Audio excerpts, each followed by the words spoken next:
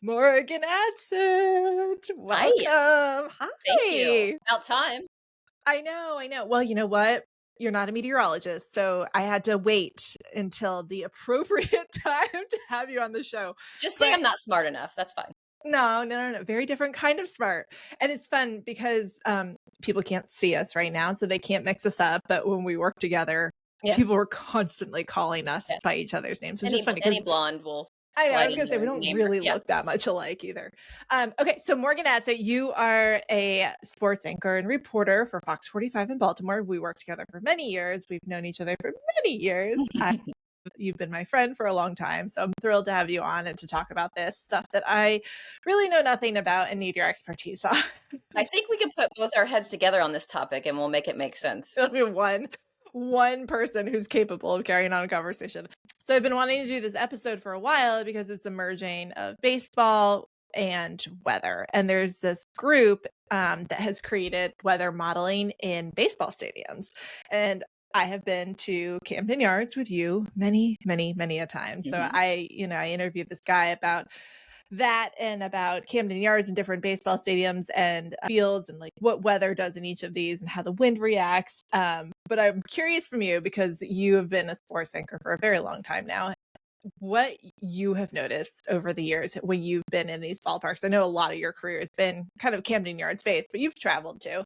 So have you noticed anything about the way the ball moves or the way the game is played based on the different stadiums? Oh yeah, for sure. I mean, the biggest thing with Camden Yards and really any time of the year for any baseball season, when you get into summer or the heat and humidity, just the home run totals go up.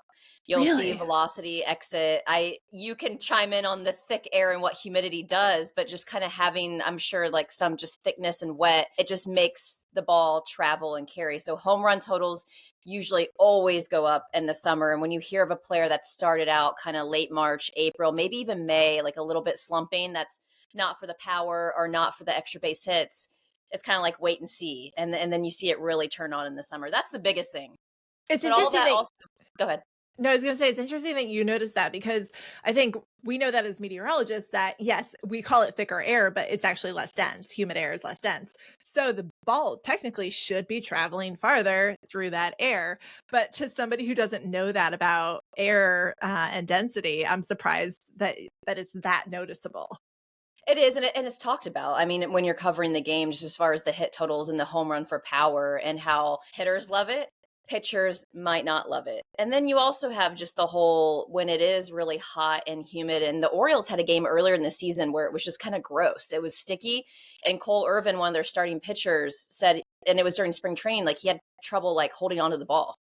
Ooh. So it's just, like the wetness and sweat. And To sometimes use you your want, favorite word, it was moist. Is that what you're saying? I'm over that now. Yeah, you can say moist all day long, but it's just it's a fine line between when it's working for you. Because for a pitcher, if it's maybe you have you have some sweat or some sunscreen, and then you pick up the rosin bag, and then you got a little bit of a combination, and they check for all this stuff. Sunscreen played into it, old school hair mousse. I mean, there are little ways to kind of get around some things, but they are checked for illegal substances. But if you have that sweet spot combination, you got the grip. But if it's just really gross or they're just having a hard time with sweaty, it's not so much you're making the sticky, it's just wet and it's hard to command the ball and hold on to it, especially when you're tossing mid to high 90s. You can easily lose control of it. And just as much as the home run can fly out, the ball can kind of fly in as well. Interesting. Okay, so then another weather element that's not talked about quite as much, but is a huge factor, maybe even bigger, is wind. Clay was saying that it's not as big of a factor anymore because of the way that the fields are built. They're built up so high. There's so many seats. It's much more protected. But like back in the day, home runs technically used to go farther because they could pick up wind and just take off. And he actually did an analysis of Ted Williams' home run, which I'm sure you know about Oh yeah, Fenway and that yeah, red yeah. seat, which I didn't know about, but he did a whole analysis of that. And he was like, a lot of players say that there's no way it could have gone this far. But in his like forensic analysis using this wind modeling, he said it actually went farther. Because of the way home runs are measured is different than how it used to be. And so it There's the actually technology too, you can actually see it get hit now. You can, like, actually yeah. grab the cameras and all the replays and, like, boom, it hit right here on Utah Street at Kidman Yards, let's make them a plaque. Whereas, Yeah. technology might have been by measuring by your eye, no one's over there, you didn't see where it landed, it went Mhm. over the Green Monster and into the stands, but we're not sure where in Boston. I mean, a lot of that stuff, I'm sure the technology played into it as well, but wind is a huge factor. Pitchers, batters get it. Maybe not as much, but fielding. Fielding's huge. High Mm. fly ball, it's swirling around out in the outfield. There's a lot more space. You may think it comes hot off the bat and then it kind of takes a little bit. So you'll see a lot of fielders when you get in those conditions, especially in postseason in October when it gets a little bit colder and chillier. You'll see them really out in the outfield taking way more reps pregame just to kind of get the feel. Or if they've never played that outfield, I don't know if you guys touched on this, but what's so unique to baseball is there are certain rules for dimensions, and then all ballparks are different. And really, Camden Yards was kind of the first to do that asymmetrical outfield, which is just a different, unique design that makes it look nice. And there has to be certain rules you have to hit, but all outfields are different. Some are larger, some are smaller. I loosely covered the Reds, but I'm from Southwest Ohio, so when we go home, we go to Reds games a lot. They call that Great American Small Park instead of ballpark because they had some logistics with just the Ohio rivers right there. And we can only have so much space here. And it was already kind of like smaller anyways. And it helps with the home runs, but all of that stuff factors into how these players feel, not only the way the ballpark looks, but the weather that's attributing, like, hey, this is literally on the water in San Francisco and Cincinnati. You can see the water from the outfield. That's going to play in. Baltimore, you can't see the water, but the humidity and the weather elements come all around that as well. So geographically speaking, where ballparks are and weather plays in huge. Hmm. Have you seen this new weather applied metric system that they just started using last year? Because they said a lot of it has to do with kind of pleasing the broadcast partners and showing like what winds are doing during I the have game. not. No, we get mass in here locally, and like they never pop anything up on the screen. I know they have that technology and they'll talk about it, but as far as getting my eyes and hands on it, I have not. What I really see, and I don't know if you guys dabbled in this, and weather is huge. And I'm not saying this to offend anybody, but baseball fans are sometimes baseball nerds in a good way because they know the science, they know the numbers. You'll see a lot of this play in with betting. You'll if the weather is going to affect the pitcher, like, do I need to move the line? Do I need to bet that game because it's really hot and humid and they have a lot of power in their lineup? There could be like a huge convergence of nerds if you factor in the weather nerds and the Yep. baseball Yeah. nerds and get them Yeah. together. You're I going to have know baseball fans I out know there with the like betting nerds anemometers. already have that element because you'll hear a lot of betting experts talk about, well, the weather in Pittsburgh, the weather in San Francisco, the weather in LA, LA weather. I don't really think that's playing too much into it, but if it's unseasonably hot, the Santa Anita winds, some of those things kind of come down and affect some things. So they definitely are on that in the betting world of factoring in ballpark, not only lineup and talent, pitchers, matchups, but ballpark line, and weather. Interesting. That's very cool. Are you going to start gambling now? I might. I'm not much of a gambler, but yeah, I might. Okay, cool. Well, so today, as I kind of dabbled and talked about, Clay Nunnally is technically a baseball scientist for MLB. And I kind of found him online because he was writing these articles about the stuff that we've been talking about. And it's very cool because he's been instrumental in kind of getting this weather wind modeling into the ballparks and then understanding it and then also doing forensics on old situations to see like the Ted Williams thing. Did this happen? Mhm. So I'm going to talk to him today all about that. Morgan Adsit, thank you so much for your expertise Of today. course. You said a lot of stuff I didn't understand, but I know it's all very smart and very correct. So don't Just doubt remember yourself. all ballparks are different. Some rules do apply, but sometimes you're geographically landlocked or challenged. Like the ballparks all have to face the same way because the ball has to be coming in with sunlight and where the sun is up for the majority of the games. I know day games factor in, but all that stuff's real and goes into, like, they just don't find land and plop a stadium down. I mean, there's a reason they had to be turned a certain way or look a certain way. And then all the outfields are different. Yeah. Yeah, interesting. Yeah, the thing at Fenway with that ball too is that press box wasn't there. So he was saying that's how Right. it Yeah. caught that wind and took off because it was before the press box was built. Yeah, it's true. All that exists. You'll hear, like, you'll see it a lot in football. Like M&T Bank Stadium, it swirls around, and they have Yeah. built up and made, like bigger jumbo boards. And everyone always asks Justin Tucker, their kicker, like, how does that affect it? And it does. It changes the wind. Maybe not so much to your eye, but it's noticeable when you're talking about, it's a margin of error in sports, a fine line. It's a game of Mhm. inches, you always say. And for some sports, it's less than that. Mm. Interesting. Cool. Yeah. Awesome. Well, thank you so much for joining me, Morgan. Thanks for having me. Good to see you. Clay Nunnally. Let's talk about baseball. And you have the coolest job ever. I didn't even know this position existed. You are the MLB scientist. Is that correct? Yeah, I think my actual title is baseball scientist, but I'm really just a normal scientist, and I work on baseball problems. So I think what that means is that I help us measure things about baseball and our environment so we can make good decisions, create good data, and get good content and engagement with fans so we can tell good stories about baseball. And probably create some jealousy among your friends, I can imagine. At least Sure. among the people I hang out with, they would be like, "What? That's the coolest job ever."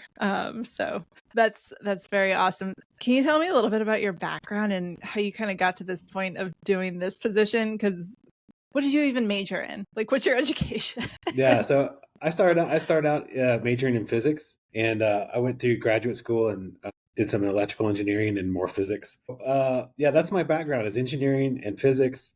I was in school for a long time, and the first part of my career, I worked in defense aerospace, in electromagnetics. So this job is kind of a departure for me. So I'm learning lots of things about baseball and data as I go here. But So I were you joined a the MLB. baseball player? Like, did you grow up playing baseball? I is like in junior high. So my career stopped about eighth grade, and then I went on to other things. Yeah, and I've always been a baseball fan. One area where I get some street cred, I guess, is because whenever I had a vacation early on in my adult life, I would go with my friends to baseball parks, and we basically went to every single park. And then now once I started working for Major League Baseball, then I got paid to go to every park. So it's much better to do it this way. Yes. A lot of pressure, though, I can imagine. Okay, so let's talk about weather elements in baseball and kind of break it down because obviously we're going to get into wind, but that's not the only factor that affects the baseball in the game. Humidity is a factor too, right? I feel like I hear a lot of people talking about humidity and the ball moving a different way because of the level of moisture in the atmosphere. So can you kind of tell me the different weather factors and how they're impacting the game? Yeah, and to back off a little bit, baseball is unique among our major sports because we're played in all kinds of different facilities, all types of different venues. We've got ballparks that were built in 1912, 1914, and then built more recently.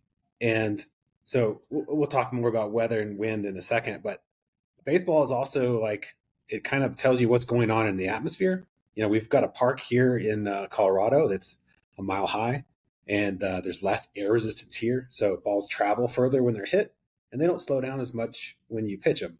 Another consequence of that is they don't move as much when you pitch in a place with low atmospheric density. So, yeah, one of the things MLB does, we, along with Rawlings, try to make a very uniform product. And part of that, we want the tradition of handmade baseball with traditional materials.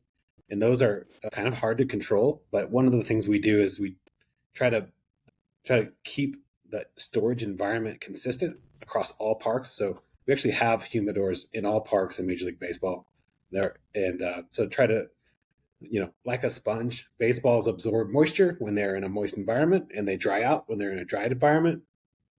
The more water they hold, the heavier they get. So it changes properties of the ball, like not only how far it carries, but also how squishy it is, how bouncy it is when it hits. So we try the best we can to be consistent in how we handle the ball. And so that's one area where not only the weather during the game matters, but also the weather and the humidity of the environment the balls are stored in also matter. What about the bats? I mean, they're made of wood, right? So are those morphine too? Yeah, so bats, like any collision object, are going to change with temperature more than anything. But we don't have a ton of guidelines around bats. They're a little bit less sensitive to environmental variation than the balls are.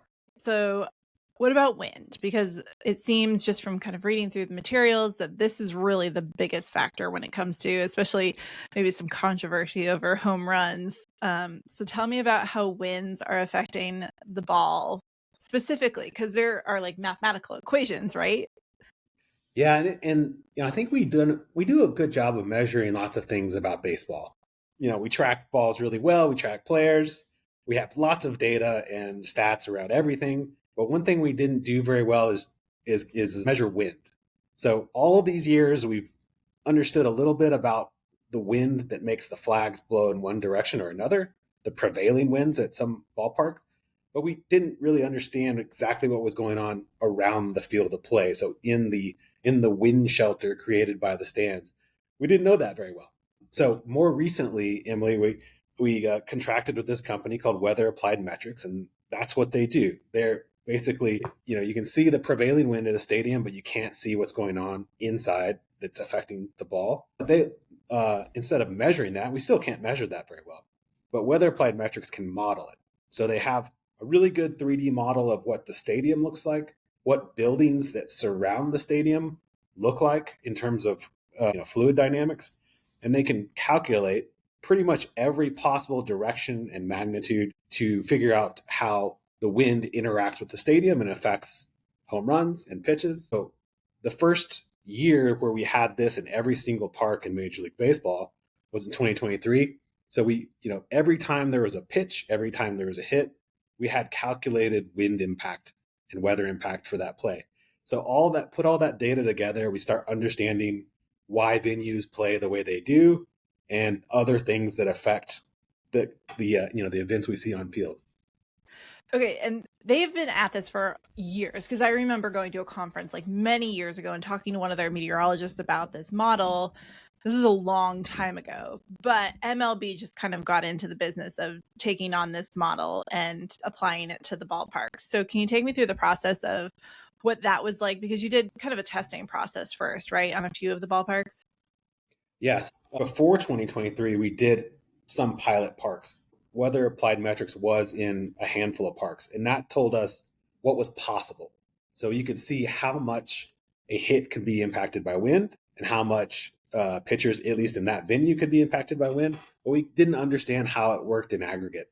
So we started out looking at this data in a few parks, and we could see examples of a home run being pushed a long ways by wind or a fly ball being pushed upwards of 100 feet for one play.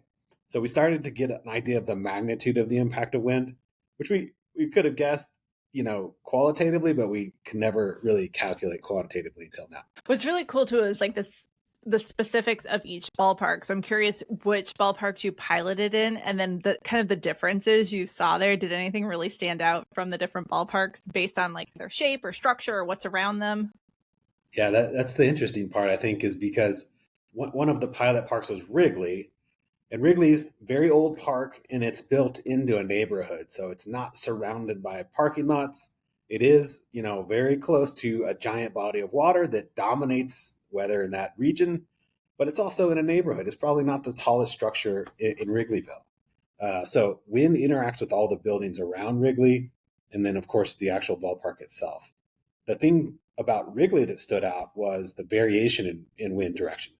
Other parks, the other really interesting park is San Francisco, because it's got a very, very strong wind, the strongest wind of any park, but it's also consistent. Like every single night, there's the wind coming in off the ocean, making everyone in the crowd freeze. But it also has very, very persistent and effects on pitching and hitting, but effects on pitching there that are so consistent that changes the behavior of pitching at the park. So those are like the two of the pilot parks that are different. One park has really strong winds that are always in the same direction. Then Wrigley has really strong winds also that can come from any direction and change the character of the game based on what direction it comes from. Okay, and so then last year was the first year with all the ballparks. What did you notice last year? Anything interesting stand out to you there that surprised you? Yeah, I think the most important thing about getting all parks involved is there's more stories to tell for our broadcast partners, but also it gave proper context so we could understand what's typical and what's not typical. So all the other parks that we got filled in that context, and we could see which parks have persistent outliers, which parks benefit a right-handed pitcher versus a left-handed pitcher when it comes to breaking pitches in their movement, and which parks can have a headwind and which parks have just really strong tailwinds. So there's another piece of this, and it's the drag piece of it. Like we publish what is called the apparent drag or the effective drag of the baseball, and we try to adjust for temperature and pressure and air density and all these things. But that algorithm or that formula doesn't account for wind, and we never calculated wind until now. And what we saw from the data was parks that have significant wind have much lower apparent drag coefficient because they're being pushed by that wind that's between the pitcher's mound and home plate. And that was something where there was some kind of suspicion of, wind does have an effect on the variation of the apparent drag, but we didn't really know how clear that correlation was until last year. So not everyone cares about drag of the baseball, but that's one thing I care about. So where is this being used as far as, because it seems like it impacts everybody. It impacts, pitchers, batters, fans, coaches, umps. So I'm curious how this data is used. Is it used to forecast? Is it used in plays, or is it used kind of just in broadcasting and after the fact? Yeah, so that it's got a lot of great uses, and we're still finding more. But I think it started out, baseball clubs' analytics departments are pretty famous for just trying to find every scrap of data they can to get a competitive advantage. So the more they know about wind, the more they know about what fly balls are going to do, the better they can prepare and make tactics for their defense. The other thing they do is they can better evaluate players if they understand the impact of the environment. And that goes for altitude and wind and everything. You just want to have a very consistent evaluation of talent and not attribute or detract talent from environmental conditions. We as a league, we like to use it because we want to tell the story of what's going on in a particular park on a particular night. We've got very interesting plays that wind affected and pushed the ball and changed it from a home run to an out. Those are good stories for us. And there's really, anytime there's significant wind that impacts a play, we want to be able to visualize that and tell our fans that story about the game. And the other place that we use the data is in forecasting. For example, we basically have the model of what we think the wind is going to do. This is something Weather Applied Metrics generates, and they'll have standard trajectories to left field, to center field, to right field, and they can tell you what the typical deflection of those hits will be days in advance. So that helps all kinds of people who are interested in predicting the future, which a lot of baseball industry is interested in. But it helps meteorologists too. Meteorologists too, yeah. But it helps people understand and model what's going to happen in a ballpark. And clubs like to do that, but also it helps anyone else who's interested in predicting what happens in baseball games. It seems so local, though. I'm surprised that days in advance you can get accurate information like that on such a local level. Is it changing? Is it constantly updating, though, as the game gets closer? Yeah, and Weather Applied Metrics is great at this. They start out with, understanding what the probable prevailing conditions are going to be, and then they can derive their in-game model from that. And then as the game gets closer, they'll update it based on, better data or better forecasts. So it keeps getting updated and gets better and better up until game day. Have you heard any stories from players who have made real use of this and really improved their game based on this information? Weather Applied Metrics actually has old players as part of their team. And so that's kind of how the idea came about. Brett Jackson was a former baseball player who played in Wrigley quite a bit. And, his very insightful initial thought is the ball's not obeying what the flags are telling us. So I think it really speaks to how hard it is to play outfield in Major League Baseball. I think it's really hard to hit a Major League Baseball, but it's also hard to catch one. If you're in outfield and a ball can be pushed by wind up to 100 feet, depending on its trajectory, it's hard to become a machine and track the baseball and catch it. Okay, so you're forecasting, you're looking at the future. But you're also looking at the past and kind of doing some, deep dives here into some past situations, because I was reading your article there about Ted Williams and Fenway. So can you take me through this controversy of, I know players are kind of disagreeing with this whole, he hit the ball, what was it, 502 feet back in 1946. So take me through how this data that you're looking at now is helping to solve old mysteries like that. Yeah, I might digress on this one because it's my favorite thing to talk about when it comes to baseball. But luckily, we've got this ballpark in Boston that has persisted for over 100 years, and they have one seat in the outfield that's painted red. And to reset for anyone who's not familiar with that concept, Ted Williams in 1946, in June of 1946, hit a ball that hit a fan in the head who was sitting in that seat. And that's, probably a typical thing, but in this case, it was really far away from home plate. And estimates back at the time, went from like 450 to 500 feet, and no one knew if it really happened or how far it went. But more recently, we've got really good geospatial data of parks from LiDAR measurements, and we can see that seat actually is 495 feet away from home plate, and it's 30 feet off the ground. So we have a really good measurement of where that seat is. And it seemed impossible for anyone to hit a ball that far. What's like a normal, like a really good home run today? How far would it go? Yeah, like 450-foot home run is kind of a headline if it happens top notch. today. Okay. And so 502 seems ridiculous. Well, we've had some 500-foot home runs. I think we've had a handful in the StatCast era when we've been tracking home runs. But Ted Williams' home run would have gone about 530 feet. And we've never measured anything close to that in the StatCast era, which is why it's controversial.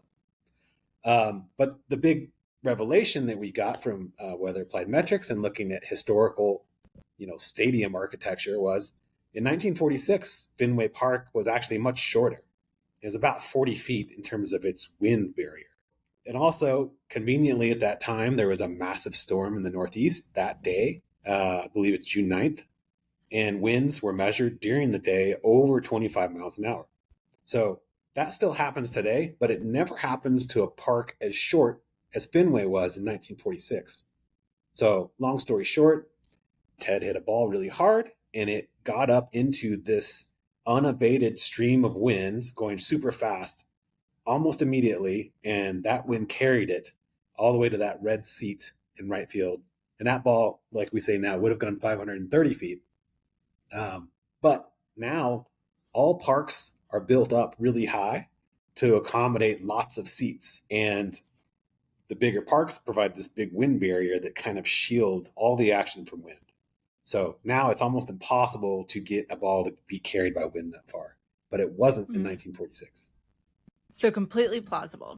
Okay. Well, Clay, you're on your way to becoming a forensic meteorologist. Are there any other scenarios like that you want to kind of dissect and dig into? Anything else that stands out to you that you're like ready to just go into? Well, there's a couple of other things that we found from last year that are like more like persistent trends. But the other like conspiracy theory I like to think about is the greatest game ever pitched. And that's Kerry Wood in 1998. I believe it was May, but he struck out 20 people. And if you see the video from this game, you'll see that his movement just looks amazing. Like his pitches move like wiffle balls this whole game.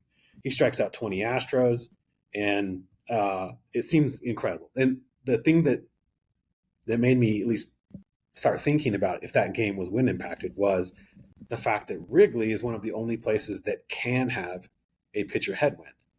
It's relatively small and it's in a very complex and windy environment typically. So it's one of the places that we can see pitcher headwinds routinely. It's not all that common, or it's not all that, it's not the most, usually we still see tailwinds there, but we can see them there. And that day when Kerry Wood was pitching, the prevailing conditions were right to present headwinds. And headwinds, there's, headwinds and tailwinds for pitchers. Tailwinds increase the apparent velocity of a pitch because it doesn't slow down as much. It gets to the plate faster. But headwinds will slow down a pitch, but also create more movement. So your breaking ball breaks more, your sliders break more, and your fastballs ride a little higher. So I think most pitchers would prefer more movement than speed when it comes to wind impact. But that's all to say, the situation, the weather situation that day in 1998 for Kerry Wood's the greatest game ever pitched were optimal for pitcher headwinds and a little bit of amplified movement. That's not to take anything away from Kerry Wood because that game is incredible and he's an incredible pitcher, but the environment was also cooperating that day.